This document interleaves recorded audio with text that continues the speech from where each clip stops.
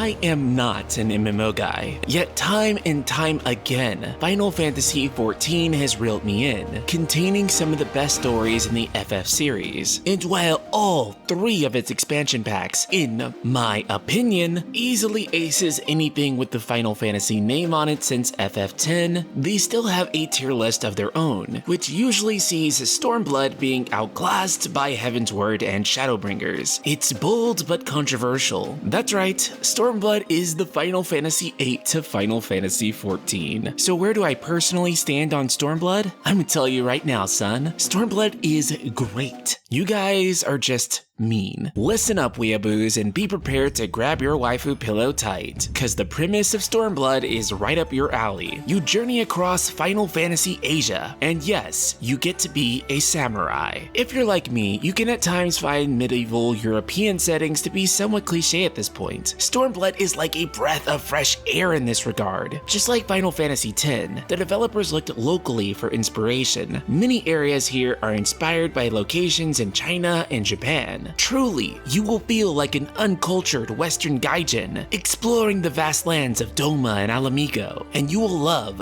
every minute of it. Stormblood sports some of the most aesthetic zones in Final Fantasy XIV. PlayStation 3 support died for this, so you'd better appreciate it. And yet there's still no butt slider, so maybe PS4 support needs to die next. In Stormblood, you'll find a gorgeous array of colors. Shades of vibrant greens and blood red paint each breathtaking vista. Kugane is easily my favorite city-state in the entire game thus far, and one of my favorite FF locations of all time. And just like flying in Heavensward, Chef Yoshida decided to add a little extra sauce to the exploration formula in the form of swimming. Now, nothing on this earth is more fun than water levels in video games. Every time I play a video game, I'm always thinking, all of this land stuff is garbage. Can we please get to the part where I'm swimming in that good H2O? And swimming here is probably some of the tightest shit in the whole expansion. No, I'm actually serious. Swimming underwater is made to feel just like flying is. It's actually swift and you can get through the water very quickly. The game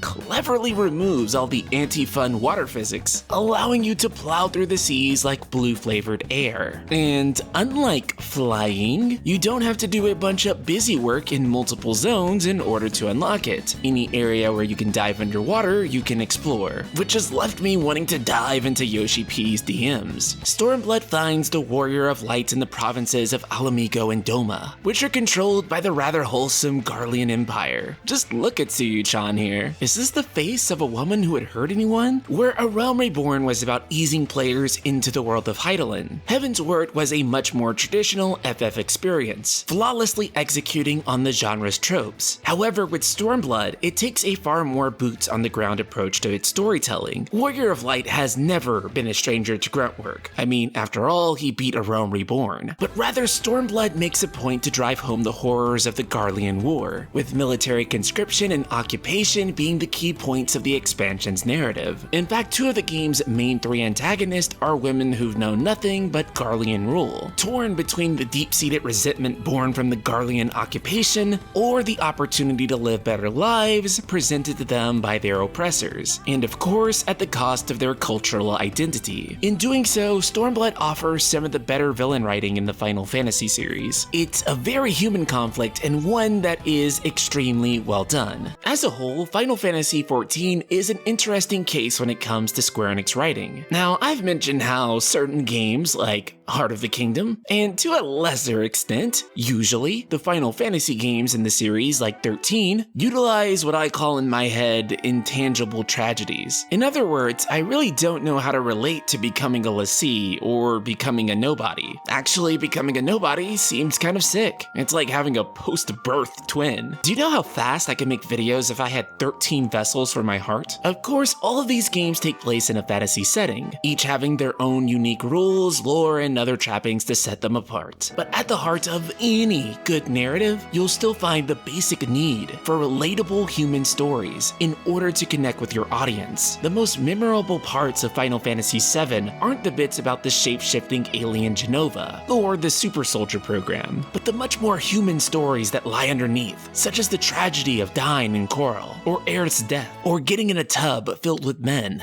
These are the moments that your audience finds themselves forever latched onto these characters. Final Fantasy XIV Stormblood is a story about oppression, the people who are given the difficult choice of risking their lives to overcome it, the ones who use brute force and manipulation tactics to ensure their long dominance. And it's a story about people taking their futures back, not from some preordained destiny or evil god, but from other people who wish to take it away. And boy, the characters are absolutely fire in this one. You got Giga Chad, you got Giga Chad's friend Giga Bradley, you got why buy when you can lease, and characters who will awaken things in you didn't even know you were into. You also got this sack of shit. For the love of God, Yoshida, please remove this guy from the game.